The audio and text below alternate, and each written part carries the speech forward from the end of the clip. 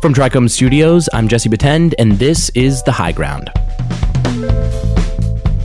On this show, we feature leaders of the cannabis industry. We talk to everyone from farmers, CEOs, and public officials, anyone making an impact on the cannabis community and beyond. Cases of COVID-19 continue to rise across the country, and people are stepping up to help. Companies across industries are chipping in, from manufacturing ventilators or protective masks to making much-needed tests. And the cannabis community is no exception. Hollister Cannabis Company, based out of Hollister, California, is a perfect example. Last week, the company began making and donating hand sanitizer. Today, I'm joined by Carl Sailing, CEO of Hollister Cannabis Company, to talk about how they got the program up and running. Carl, welcome to the show. Thanks, Jesse. I really appreciate that. And thanks for having me on, especially now. You know, it's crazy time out there. And I think it's good that there's a resource for people to kind of hear what's going on and what other people are doing to help fight this crazy virus. And obviously, thank you for what you guys are doing. Before we get into the nuts and bolts of kind of how this rolled out, I'm just curious, what's your personal quarantine situation right now? How are you doing? Yeah, so I'm doing pretty awesome, just for, mentally. Our city and county, and actually the states, we're in California, but the county put out a shelter-in-place order, and that order goes through, I think, the 3rd or so of next month. As well as only essential businesses can be open. Luckily, cannabis is deemed an essential business, so we are actually up and operational. So we've initiated all the COVID protocols in our business. So we do social distancing. We are cleaning and sanitizing everything multiple times a day. We have plenty of supplies for our staff. We've instructed them what to do, what not to do. We're talking to them daily. I'm making sure, I like to call it like a checkup from the neck up, make sure everybody's head's okay, that they're feeling okay. In addition to that, we've bumped everybody's pay up a bit to give them kind of hazard pay until this is over. And then any employees that wanted to kind of shelter in place, they weren't feeling comfortable, we enabled that to happen. They're not going to lose their job or anything like that. We're going to do whatever we can to support them. And then on like a personal note, all my non-cannabis touching employees, I made work from home, and now I work from the office by myself. So there's nobody here but me, because I have a separate office from the cannabis facility just so I can be alone. And then, my kids, they're adult kids, so they're sheltered in place on their own. And it's just really my wife and I, and we're doing okay. Here in Hollister, which is the city that we live in, very few cases so far. I think the social distancing and the shelter in place has really done a great job in the areas that there wasn't a huge, kind of transmission yet. When did you decide to start making hand sanitizer? So it was pretty much right when things started getting a little crazy, and I saw people starting to price gouge items. That really pissed me off. I have to be honest, and if I start thinking about it, I'll probably get angry about it again. But I'm a capitalist. I'm in business to make money.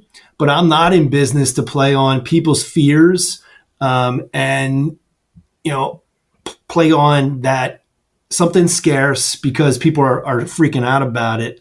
And I'm not going to go mark that up 1,000% in order to make a bunch more money because I'm taking advantage of people. So I got very, very angry about that. And I'm like, okay, what can I do to combat this? I can go start confronting people, but that I'd end up being like the crazy viral guy on Instagram or something. Okay, so we make we use a lot of the ingredients in hand sanitizer just in our normal everyday business. I had a good amount of the raw ingredients to do that. So it's like, all right, so let's start making hand sanitizer and just give it away. We can help the community, help people that are in need, and then also combat these guys, girls, whoever are out there price gouging. The best way to fight against them is to give it away.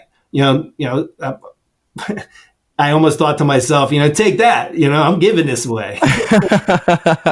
And actually, what we're really doing here is we're providing some sort of level of comfort and security, whether it is or it isn't.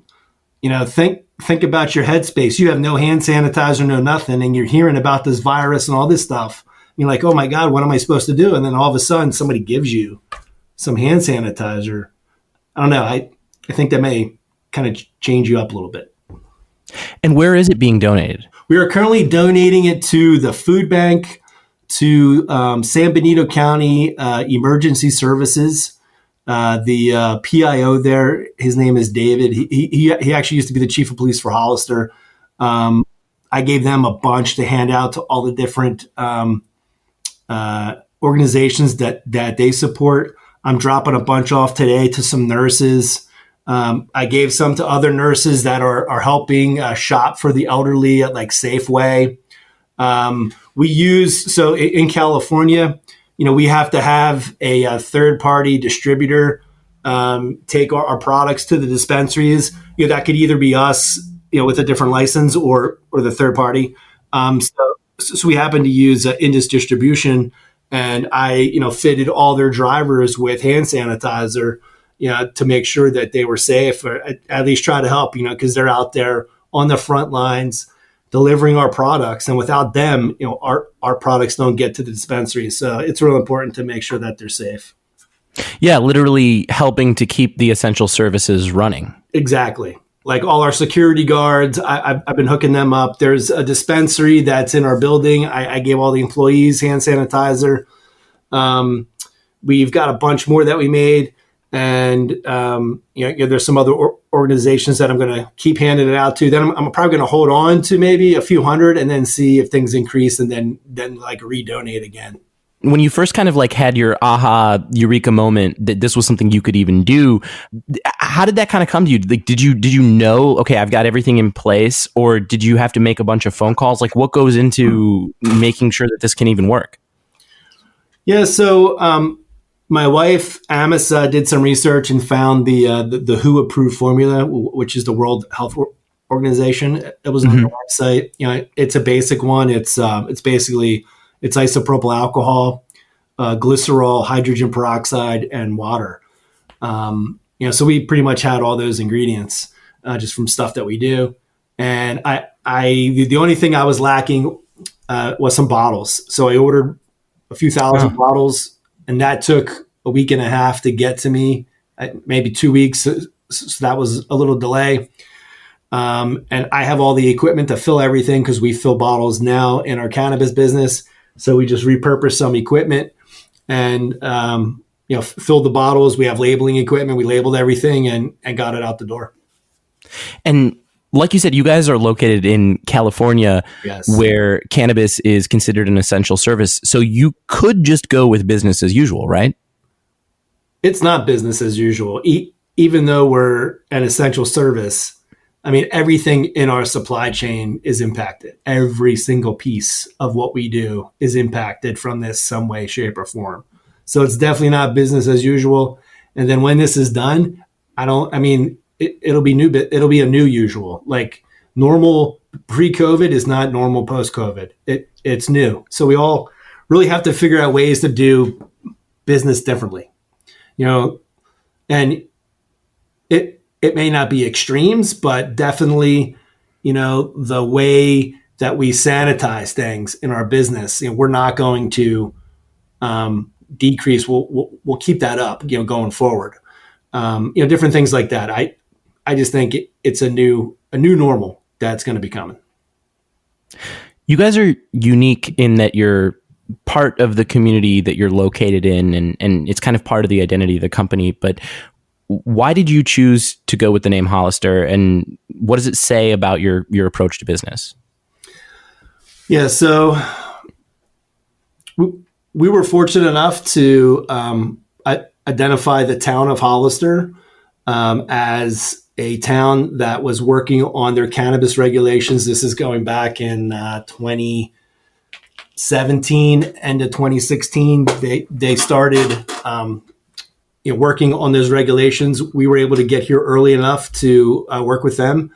Consequently, we are the first licensed and active cannabis company here in Hollister. And Hollister really it's the birthplace of the American biker. It's a great agricultural town with a wisp of rebelliousness, and that's I'm a rebel at heart, and it just made sense to name the business after the town that we're so fond of. Just personally, myself, I've gotten a lot of a sense of purpose out of being able to talk to people in this moment, and I'm personally quarantined myself. But what does it mean to be able to keep your employees employed and to have a opportunity to help in this moment? Yeah, that's such a great question, Jesse, because until the governor and the counties said that cannabis was an essential service, there was probably a week or two of not really knowing what was going to happen. And I was very upset, very concerned for our employees. Because being a business owner, at least this is for my wife and I, we have a responsibility to make sure our employees can pay their bills and feed their families and provide the basic necessities. That's part of why I'm in business, is to be able to provide that for people. So to be able to continue and stay in business, there was a sigh of relief for me, because now, at least my employees, they're not part of the 2 million, people that have applied for unemployment here in California already. So that's huge. And that makes, that makes me feel so good. And that's super important to me. All of this, giving back, making hand sanitizer, all that. I'm a man of action. I have to take action. I can't talk about something and not do it. I can't sit around. That's just not me. And I was starting to get pretty upset about it all. So being able to make this hand sanitizer and give it to the community is actually therapy for me. If that sounds weird or not, but it really is. It's how I'm coping. It's how I'm able to cope with this. I'm actually able to make an individual impact. I get emotional thinking about it. You can probably hear it in my voice. I get choked up. I'm a manly guy, but I'm also sensitive and I cry and all that stuff. And no, I mean, this is a truly emotional moment, regardless. Oh yeah. I think it's like this is an event that's never happened before to any of us in our lifetimes. And, private companies have to step up. You, as a CEO, it's your responsibility, I really think, to step up and do whatever you can to help the community that you're in. Making hand sanitizer, donating masks, donating product, donating meals, doing whatever that they can. And cannabis is amazing that way. The cannabis community, we've always come together and we always will come together. I'm in an industry that really cares and steps up. Carl Sailing, CEO of Hollister Cannabis Company. Carl, thank you so much for joining me. Thanks, Jesse. Appreciate it. You can find more at cannabis industry reporting at trichomes.com, as well as more great shows like this one. If you're a member of the cannabis community and you have a story you want to share with us, please reach out. You can reach out to the show at highground at trichomes.com. Please take a second to subscribe to the podcast and write a review. It really helps others find the show. You can also join the discussion with industry insiders and get your voice heard by joining the community at trichomes.com. And follow us on all social media. The High Ground is produced by David Fortin. I'm Jesse Batend. Thank you for listening.